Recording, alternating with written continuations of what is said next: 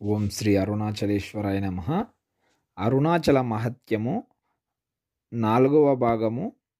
శ్రీ శివ మహాపురాణములోని అరుణాచల మహత్యమునకు శ్రీ విద్యేశ్వరుల వ్యాఖ్యానము.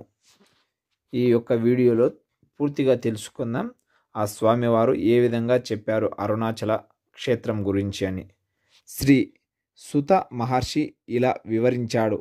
ఓ మహామునులారా, శ్రీ వ్యాస మహర్షి సనత్కుమారుని చేరి జ్ఞానప్రాప్తికై సులభమైన ఉపాయమును తెలుపమని వేడుకోగా, శ్రీ సనత్కుమారుడు శివస్మరణ శివనామశ్రవణం చేస్తూ శివుని ధ్యానించుటయే మానవులకు అత్యంత సులభమైన తరుణోపాయము అని చెప్పాడు. ఈ విధమైన సాధనను కూడా చేయలేని వారికి తరుణోపాయం ఏదైనా ఉన్నదా అని మునులు ప్రశ్నించగా, శివమూర్తిని గాని శివలింగమును గాని స్థాపించి నిత్యం పూజిస్తే కరుణామయుడగు శివుని అనుగ్రహము వలన సంసార సాగరమును దాటవచ్చు.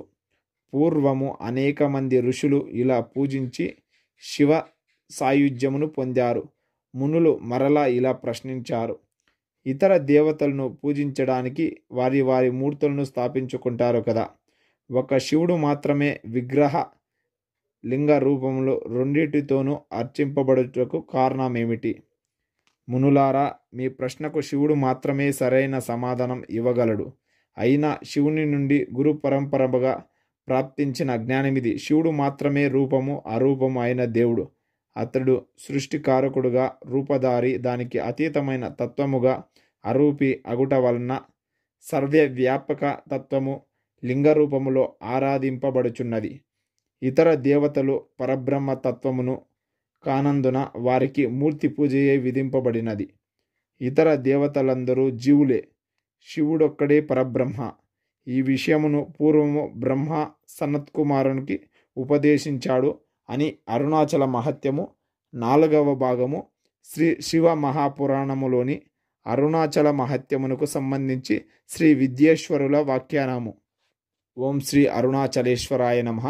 ఇలాంటి మరెన్నో వీడియోలకు నా ఛానల్ను లైక్ చేయండి, షేర్ చేయండి, మీ బంధుమిత్రులతో పంచుకోండి, కామెంట్ చేయండి. ఓం శ్రీ అరుణాచలేశ్వరాయ నమః. అంటే మరెన్నో వీడియోలకు లైక్ చేయండి, షేర్ చేయండి, మీ బంధుమిత్రులతో ఈ వీడియోను పంచుకోండి. ఓం శ్రీ అరుణాచలేశ్వరాయ.